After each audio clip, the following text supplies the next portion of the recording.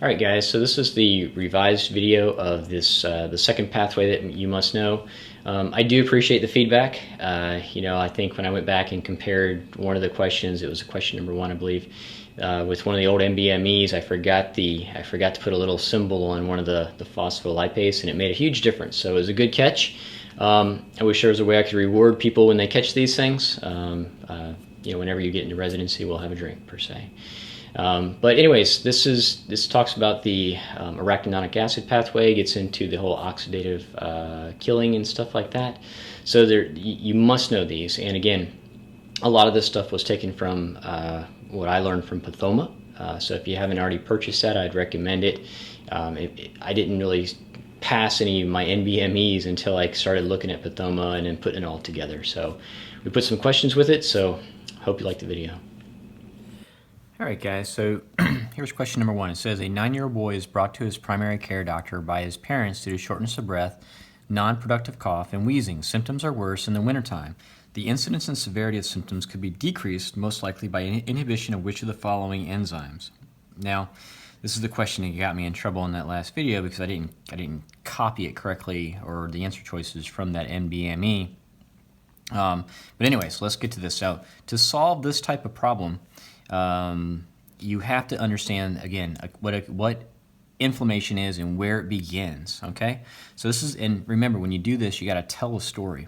So say we have the, it's like the macrophage, and there's a bacteria, and so on. We have the cell membrane, okay? Anyways, these guys interact. We won't go there just quite yet. That's the second half of the story, for the most part. So the cell membrane, in the presence of NF-kappa B, this is the guy who's responsible for turning on the light switch. Turns on immune system. Okay? He turns on the immune system, and therefore the cell membrane, in the presence of phospholipase A2, okay, phospholipase A2 makes arachidonic acid, okay? Arachidonic acid. Now, from this, again, there's something going on, per se, in the body that they don't like. So they got to activate the body's defense mechanism. So NF-kappa B turns the light switch on, and therefore now we have phospholipase A2 from the cell membrane, interacts with it, creates arachidonic acid, okay? And then from arachidonic acid, you're going to remember that it goes to lipoxygenase or cyclooxygenase. Now, anytime I say the word lipoxygenase or leukotriene, you are just going to say lung. If I say lipoxygenase, you say lung. If I say leukotriene, you're going to say lung, because that's where the part of the body where these guys kind of do most of their stuff, okay? And you have these leukotrienes like LT, LTC4, D4, etc. Don't get kind of too deep into that, but it increases bronchial tone, increases permeability, etc. But the take-home point is lipoxygenase, lung, leukotriene, lung. On the other side of the fence, we have cyclooxygenase. These are your COX-1, COX-2, okay? This goes down to endoperoxide, okay? And then the main step here, the one that you really got to have the take-home point, is this one right here, okay? And that's going to be thromboxane, thromboxane A2, PGE2, and prostacyclin, okay, PGI2. So thromboxane, prostaglandin, prostacyclin. And you got to know what these things do. And this is what normal is, say, in the body. Normal. When you have the immune system turned on by NF-kappa B, it goes all the way down this. And then for thromboxane A2, we have increased platelet aggregation. Okay? We have increased vascular tone. And then we have increased bronchial tone. So you notice everything went up. increased platelet aggregation, increased vascular tone, increased bronchial tone. Everything went up. It increased with thromboxane A2. Now with PGE2, and again, I got this from Pathoma, with PGE2, you better say fever and pain. Okay? Fever and pain, PGE2, prostaglandin. So you have an increase in uterine tone, but then everything else goes down. Okay? Everything else went down. Decrease vascular tone and decrease bronchial tone. Okay? So again, thromboxane A2, increase, increase, increase, platelet aggregation, vascular tone, bronchial tone. PGE2, fever and pain, prostaglandin, increase uterine tone, otherwise everything goes down. Vascular tone goes down, bronchial tone goes down. Now, prostacyclin, everything went down. Everything, okay? Uterine tone, vascular tone, everything goes down. So very easy. Thromboxane A2, everything goes up. PGE2, fever and pain, uterine tone goes up, everything else goes down. Prostacyclin, everything goes down. This is the first part of the inflammation story, and we got to have this down because there's so many questions that get asked on this. The reason being, NF-kappa B turns it on, phospholipase A2 way up top, and then cyclooxygenase, lipoxygenase. Now, the reason this is always important to mankind is because they did medications such as corticosteroids, right? What do those inhibit? Well, they inhibit phospholipase A2, and they also inhibit the cyclooxygenase, okay? So, right, that's why a steroid is pretty much a heavy hitter. Turns off the immune system because it's way upstream, right? It's way upstream and knocks out both of these guys. Now, if you're like NSAIDs, acetaminophen, aspirin, these guys affect the cyclooxygenase, okay? They affect the cyclooxygenase. So which one's probably more potent, the NSAID, acetaminophen, aspirin, or the corticosteroid? Probably the corticosteroid, right? Because not only does he knock him out, he knocks something up way upstream. So that's why that's one of those things that just turns off the immune system. Okay? It's a perception of getting better almost, when in reality you're just preventing your own system from letting you know that it needs help. And then over here with this leukotriene, this is where the singulares, basically just keep it as singular, okay? They inhibit the leukotriene because we're in the lung, right? So now back to this question. 9-year-old boy, primary care doctor, shortness of breath, non-productive cough, wheezing, okay? Symptoms are worse in the winter. The kid's got asthma, right? The incidence and severity of symptoms could be decreased by inhibition of which of the following enzymes. And again, this is where I got, because what I didn't copy correctly was I left either I didn't put the 2, I put a 2, or I left this off, which led us to believe it was this.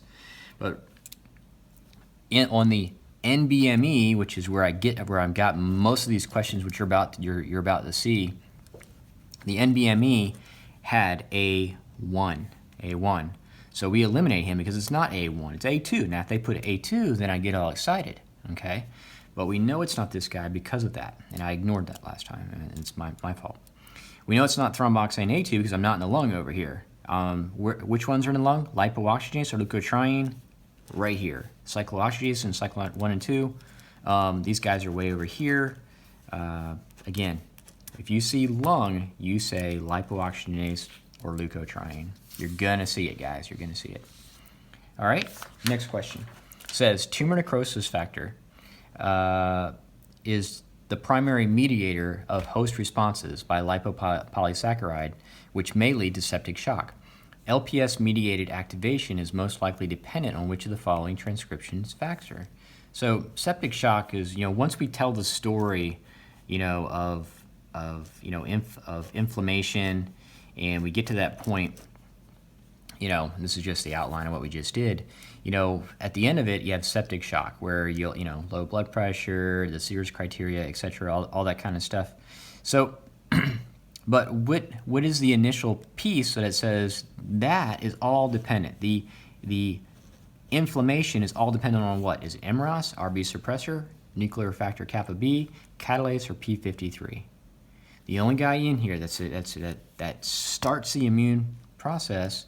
And again, I got this from NBME, guys, straight from it. I had to work backwards on it. I had this question and I didn't know, no one ever taught me this stuff, so I had to look up where did they get this from. And the correct answer on this, right, and we talked about this, NF kappa B, also known as nuclear factor B. That's the guy out of these is most likely dependent on which of the following to actually have septic shock occur. NF kappa B. He starts the immune system.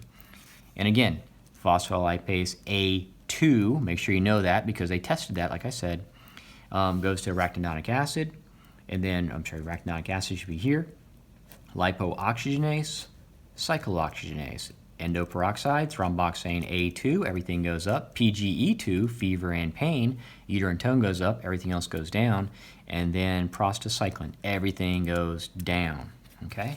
Just know it like that, and you'll be just fine for step 1. This one says a new drug is being developed that will potentially mitigate, i.e. decrease, pain at sites of acute inflammation. This new medication can achieve this by antagonism of which of the following mediators? Is it interleukin-3, prostaglandin, prostacyclin, thromboxane, or tumor necrosis factor? Now first I want to get off the bat. It's a total side note. If you ever see tumor necrosis factor, you just associate that with septic shock, okay? Trust me, it just works. I've seen enough NBME questions. They always like to associate that. So, pain. Which of these is associated with pain? Remember what we said. We have, I'm going to sound like a broken record, but it's all about the repetition. NF kappa B, setting phospholipase A2, makes arachidonic acid, which is then going to go lipooxygenase, which is going to go cyclooxygenase, which is then going to go endoperoxide, which is then going to go to our main 3. And then remember what we said, thromboxane A2, everything is up. PGE2, fever and pain. So if I was a new medication, what should I kind of target? I would target the PGE2, also known as prostaglandin, okay? And what was the other thing that we'll learn here in a little bit is it's bradykinin, also associated with pain, okay? PGE2, and also, more specifically, PGE2, and then bradykinin could also be an answer choice as a new medication. But you see how they asked us. And again, this one came from NBME. A very in-depth question, but you got to know the arachidonic acid pathway. I can see them asking these types of questions, anything to do with the lung, how aspirin, acetaminophen, how corticosteroids work. It's from this pathway, and that's why it's one of the ones we got to know. This one says a 17-year-old has prolonged episodes of wheezing, shortness of breath that is relieved by beta-adrenergic agonist. The major mediator is which of the following?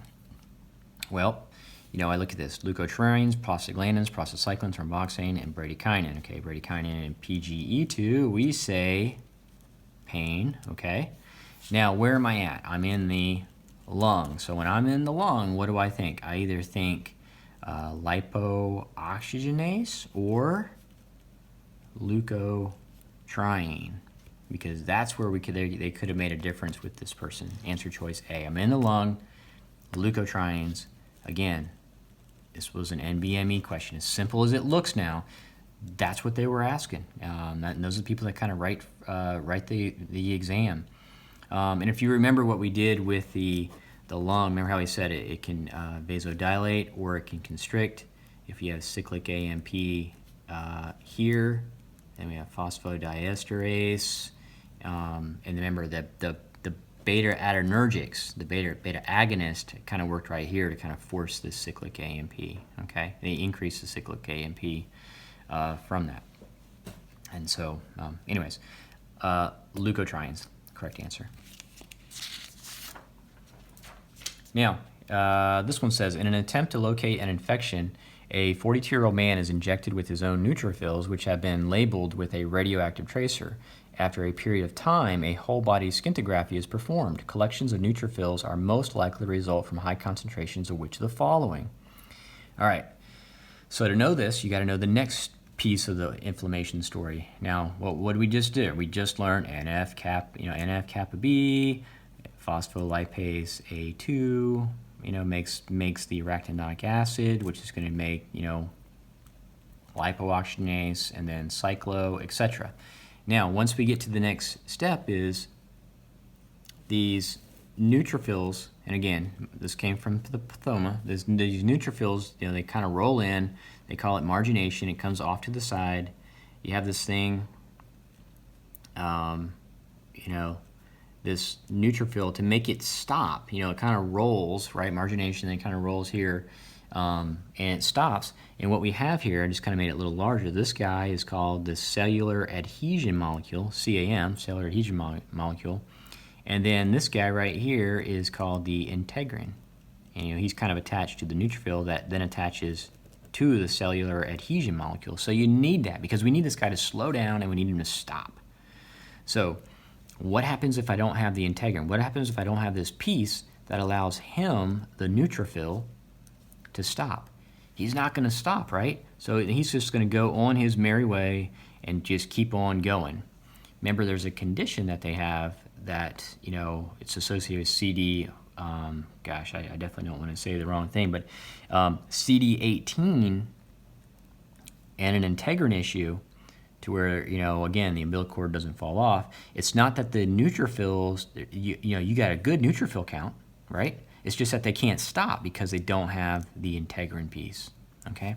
So anyways, neutrophil stops, and then he comes through, okay? He comes through there. They call it the transmigration.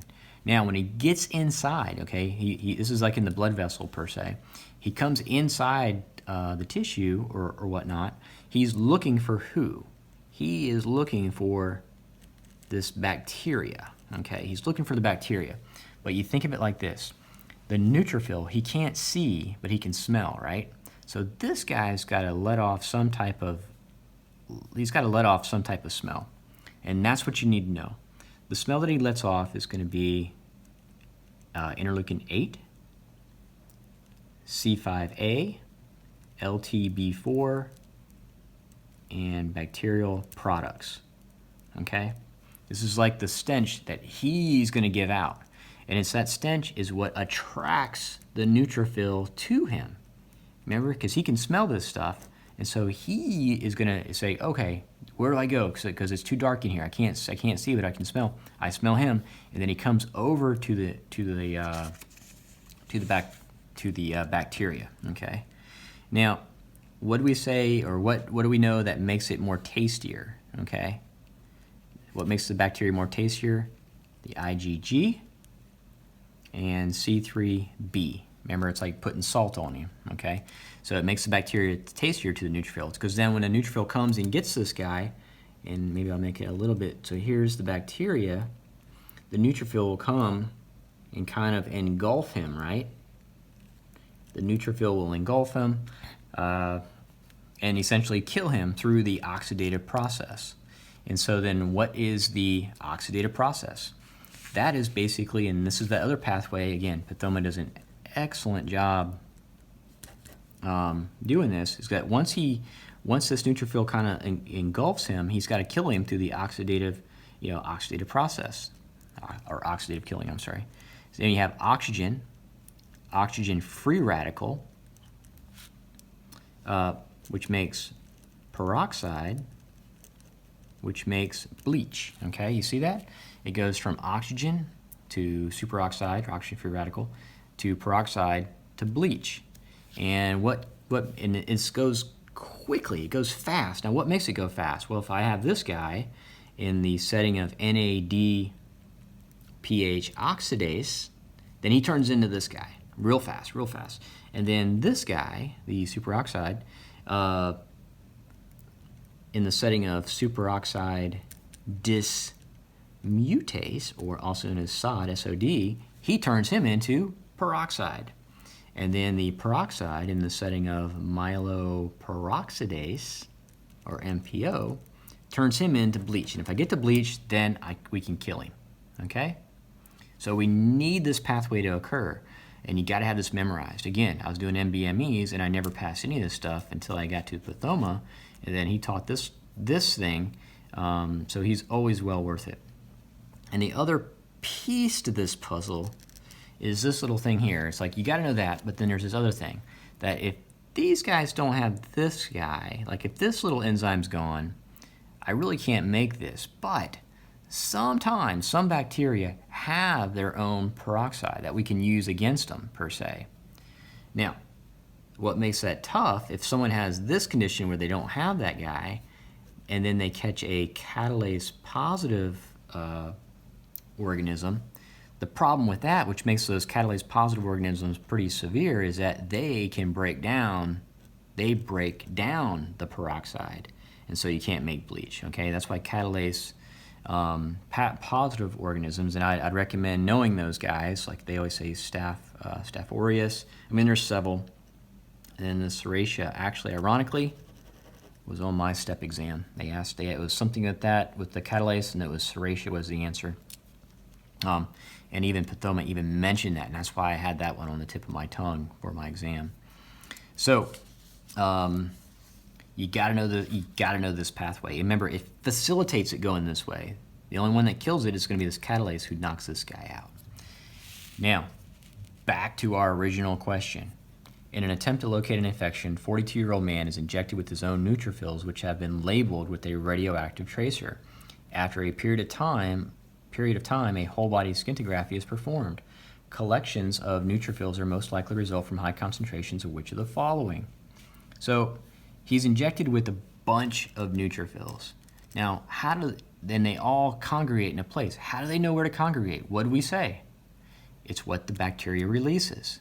IL-8, C5a, LTB4 are bacterial products. Do they release IL-6? No. Cyclooxygenase? No. IgG? No. Makes it tastier, but it doesn't release it. And thromboxane? No. IL-8, interleukin-8. That's where these neutrophils know where to go. That's why there's high concentrations, because they're looking to where the bacteria is at. IL-8. Okay? Again, I'll do this the whole time, but this one came from NBME. Okay. This one says a rheumatology specialist is quizzing his medical students about their knowledge of inflammation and the characteristics of neutrophils. What complement component is crucial for the opsonization, okay, tastier of bacteria? Now, remember what did we say? The bacteria, he releases the IL-8, C5a, LTB4, and bacterial products. But is that what they're asking? Is that what they're saying that makes it opsonization, which is tastier? No. So all these are distractions, okay? What makes it tastier? We said it was IgG, C3b. Don't fall for the A stuff, right? IgG or C3b makes it tastier. Opsonization. Answer choice F. Okay. This one says, a 1-year-old male presents with his parents to the pediatrician for recurrent skin infections. Past history is significant for delayed separation of the umbilical cord that occurred at 9 weeks. Which of the following is most likely responsible for that occurrence? Is it overexpression of the integrin? Is it CD8, myeloperoxidase, superoxidase mutase, or underexpression of the integrin? Okay. Well, anytime that you see this whole delayed separation of the umbilical cord, you need to be thinking integrin issue, CD18. And remember what we said, these neutrophils are hanging out. But if they need to go to the site, like the umbilical cord, right? The umbilical cord should fall off because the neutrophils are going to come there and break it down and all that kind of good stuff. But if the neutrophils if they can't stop, right? What's missing here? What piece is missing? The integrin piece. If this doesn't have the integrin, the neutrophil just keeps on going on his way, right? He keeps on moving away and doesn't come to where he needs to be, okay? He needs to be right there, but he can't because he doesn't have this piece. So, when you see this delayed umbilical cord, what are you going to say? Well, you better be jumping on integrin or CD18. Now, in these answer choices, is it overexpression of the integrin? No, wait a second. The integrin's not even there, so it's not the overexpression. Is it CD8, myeloperoxidase? No. underexpression of the integrin, okay, or a CD18 issue, okay? Anytime you see delayed separation of umbilical cord, jump all over that, okay? And you'll see questions. If you got a Q bank, you'll see more questions on that. A 15-month-old boy has a history of recurrent bacterial infections. Neutrophils stimulated by the opsonized bacteria show decreased production of oxygen-free radical, peroxide, and HOCl. Which of the following enzymes is most likely deficient in this patient? Well, you know, this kind of goes, you know, this really kind of goes back to our whole oxygen-free radical, peroxide, and bleach, okay? And we should just do this each time, right? Catalase positive people can break this guy down. NADPH oxidase. And what's the test that they do to make sure you have this one? That's that nitro blue tetrazolium test. And if it turns blue, it means it's active. It's almost like this is one of those few tests, and they emphasize this, so that when it turns blue, it's a change, and the change means that it's normal, okay? Not that anything's wrong, and it says it's present. But oxygen, NADPH oxidase, turns it into oxygen-free radical, and then superoxide dismutase, and then myeloperoxidase, so you gotta know that, period. In this one, it says decreased production, so decreased production, so where's the problem? Right here, right? We're not getting this thing, NADPH oxidase.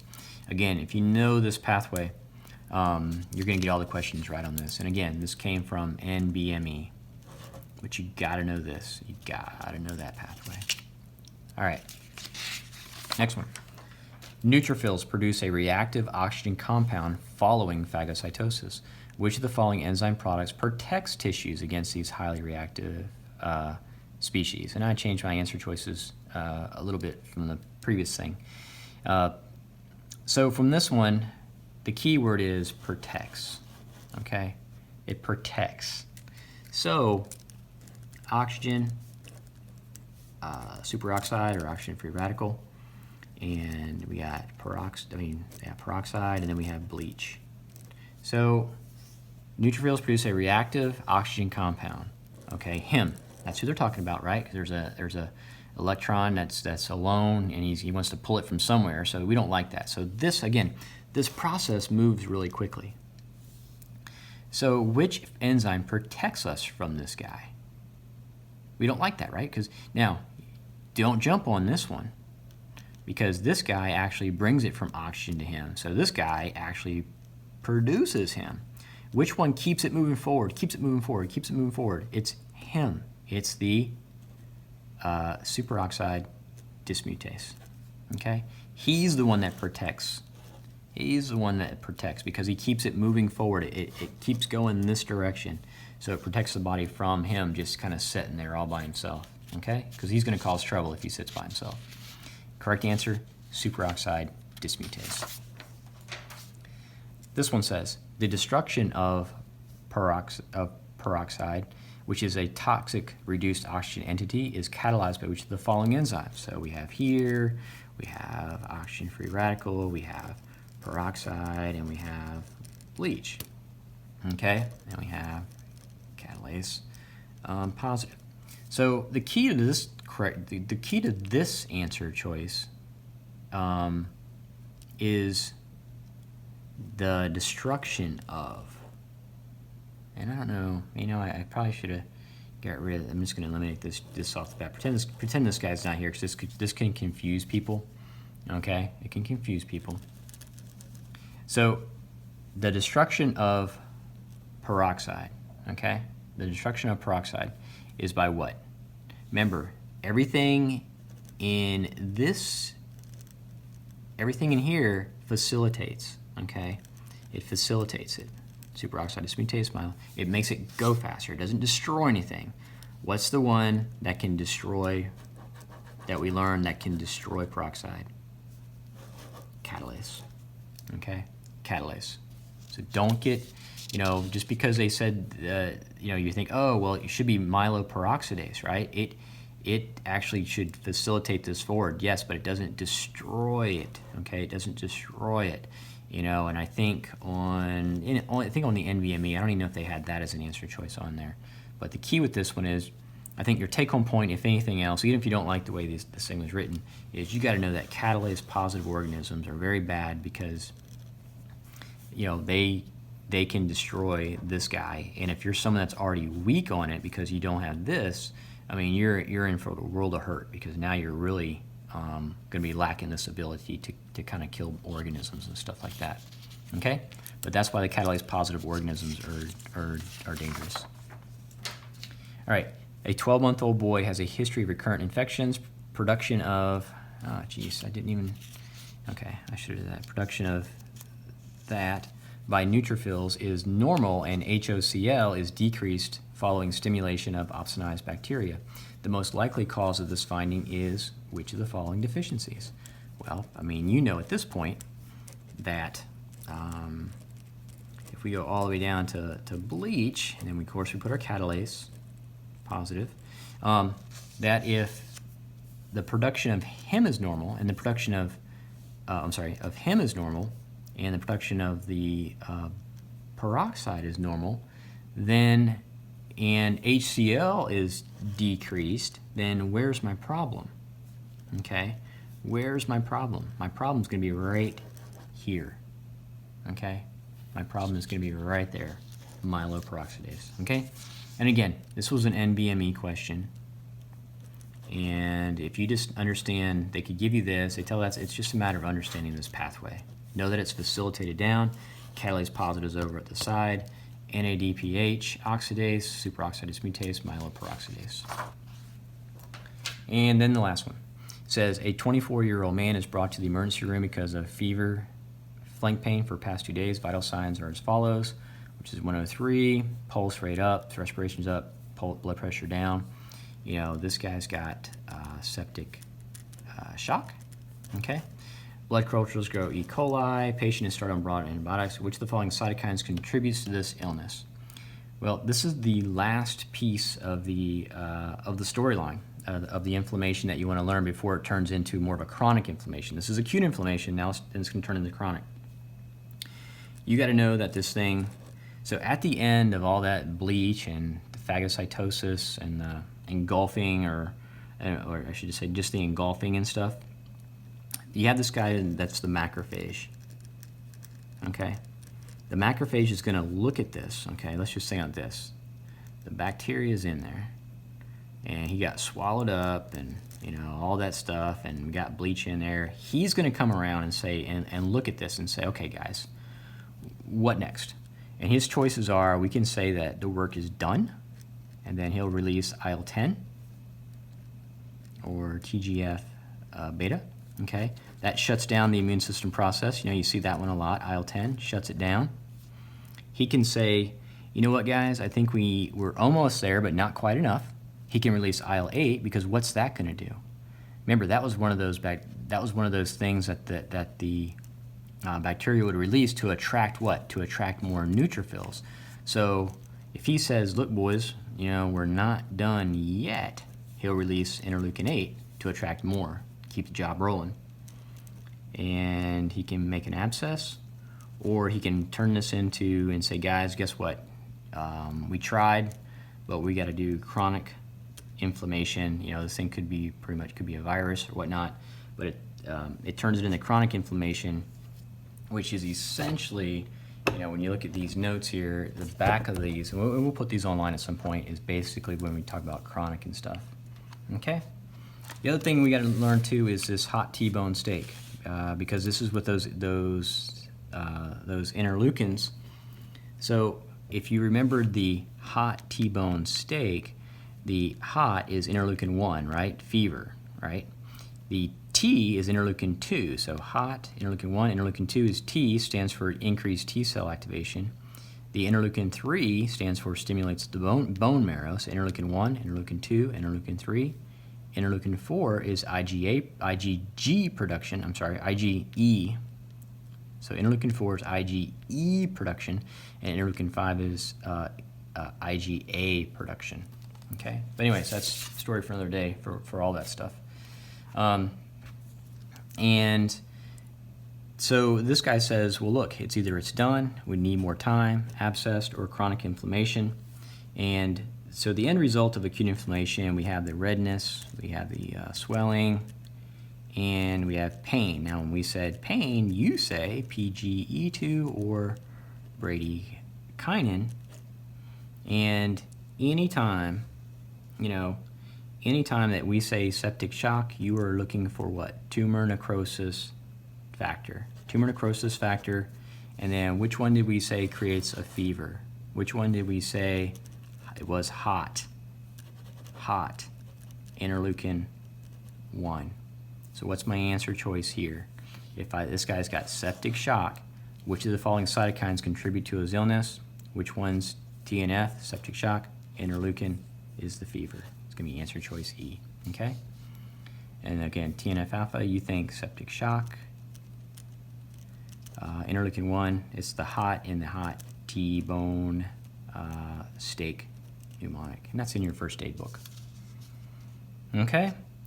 So guys, I know this was a lot, but again, if you just understand, if you just understand the whole acute inflammation story, and make sure you tell it as a story: NF-kappa B, arachidonic acid, lipoxygenase lung, cyclooxygenase, thromboxane A2, PGE2, fever and pain, prostacyclin.